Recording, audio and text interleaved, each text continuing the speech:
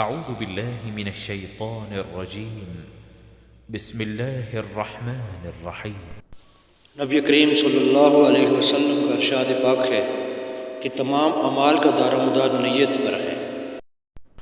آپ صلی اللہ علیہ وسلم نے فرمایا تمام اعمال کا دار و مدار نیت پر ہے اور ہر عمل کا نتیجہ ہر انسان کو اس کی نیت کے مطابق ملے گا۔ بس جس کی ہجرت ترک